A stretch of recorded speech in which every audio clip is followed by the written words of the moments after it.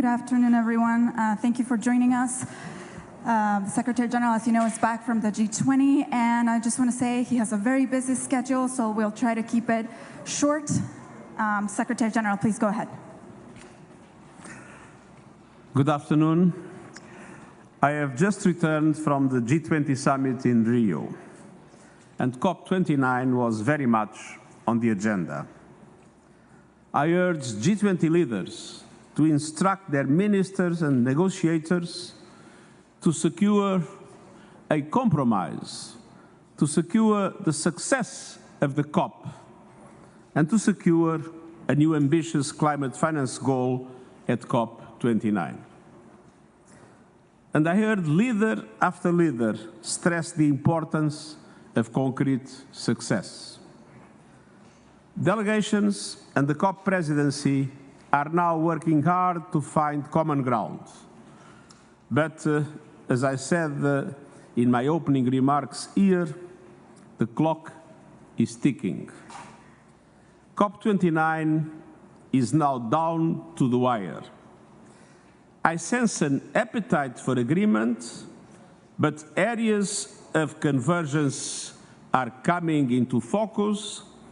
But let's be frank, many substantial differences are still remaining. Success is not yet guaranteed. We need a major push to get discussions over the finishing line. To deliver an ambitious and balanced package on all pending issues with a new finance goal at its heart. Failure is not an option.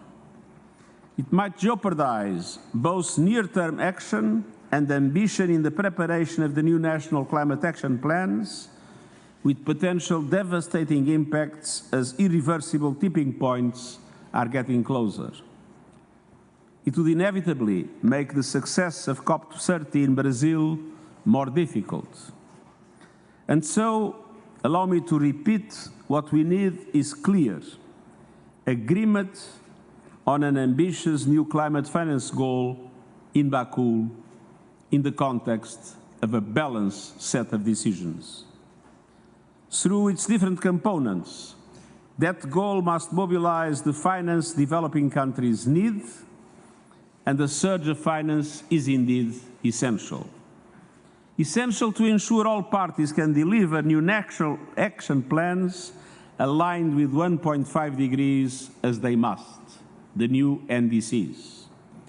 To give every government the chance to reap the benefits of clean, cheap renewables and a just energy transition, simultaneously accelerating the reduction of emissions. And to enable all countries to protect themselves and their people from climate disaster. The central role of adaptation is always recognized. On the other hand, a success is important to build trust between nations. International cooperation centered on the Paris Agreement is indispensable to climate action. Amidst geopolitical divisions and uncertainties, the world needs countries to come together here in Baku. And so I appeal directly to ministers and negotiators: soften hard lines, navigate the path through your differences, and keep your eyes on the bigger picture. Never forget what it is at stake. This is a COP to deliver justice in the face of climate catastrophe, to help move us closer to secure a decent world for all humanity. This is not a zero-sum game, and finance is not a handout. It is an investment against the devastation that unchecked climate chaos will inflict on us all. It is a down payment on a safer, more prosperous future for every nation on Earth. And so we must make progress, and we must use the progress we already made to build upon. Last week, multilateral development banks announced a significant boost in climate finance for low and middle-income countries. These will reach 120 billion US dollars a year by 2030, with another 65 billion mobilized from the private sector, with a natural projection that would increase these values for 2035. And in September, countries agreed to the Pact for the Future. And this contains important commitments on access to finance, effective action on debt, and substantially increased the lending capacity of the multilateral development banks, making them bigger and bolder. As you know, this is a negotiation among member states. I am not a negotiator myself, as Secretary General of the United Nations. But the COP presidency has my full cooperation in its efforts to strike a deal. Building on last week's consensus on carbon markets and the new national climate action plans that some countries have already announced. I urge every party to step up, pick up the pace and deliver. The need is urgent, the rewards are great, the time is short, and I thank you. Thank you very much. We only have time for 3 questions. We will start over here. Dani Chiaretti, Valore Economico, please.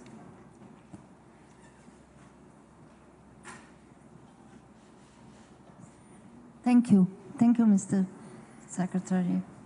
I'm from Brazil. You can stay sitting. Please, okay. And please speak up. Thank you. So, developing countries feel that developed countries are ready to mention the urgency of the climate crisis, something that the developing countries also agree. But there is no urgency in finance. So what is your message to the richest nations that are still refusing to offer a negotiated number here in Baku?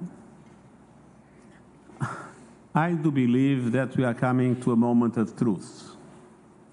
And when we come to a moment of truth, I think it's important that every side clarifies its positions and its offers. I think this is true for the money question, as it is true for other aspects, because, as I mentioned, there must be a balanced result, and all concerns must be taken into account. But I don't think we can go on and on and on without clarifying the key aspects of the negotiation, and of course, the financial dimension of the results of the COP will be one of those key aspects. But it's not the only one. Thank you. Megan Rowling, Climate Home News. Secretary General, you mentioned that there are many substantial differences still remaining here, and it doesn't look easy in the last couple of days to get agreement on finance or on mitigation. Could you explain what you see as the elements, the problems that are blocking agreement here, and also in the outside world that's making it difficult to act on climate change? Thanks. As I said, I'm not a negotiator. But I was just listening to the delegations, and I felt that the delegations are still largely with their initial positions. So now it's the moment to move from the initial positions and to find the areas of possible compromise. And my appeal to all parties is to do exactly that. Time to repeat the initial positions, I think, has come to an end. There is still time, it is still possible, and I'm confident that an agreement can be reached, but from now on, what matters is not what was the initial position of each party.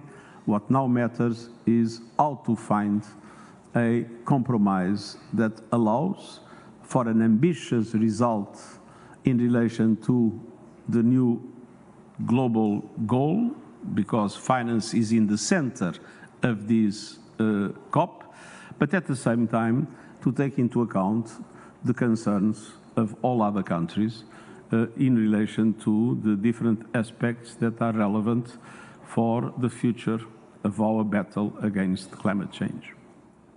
All Right, and I'm terribly sorry, but this will be our last question. Seth Borenstein, AP.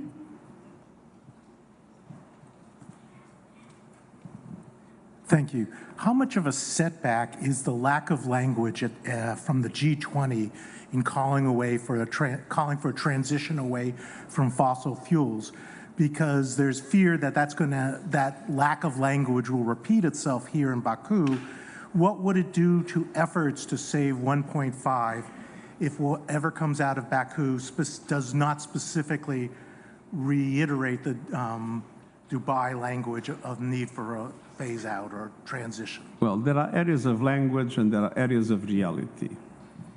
For me, it is clear that science stresses that there will be no way to reach 1.5 degrees as a limit for global warming if there is not a phase out of fossil fuels.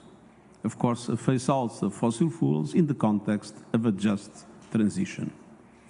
And it is my clear opinion that the language, whatever language is adopted, will not change this reality. Thank you very much. All the best.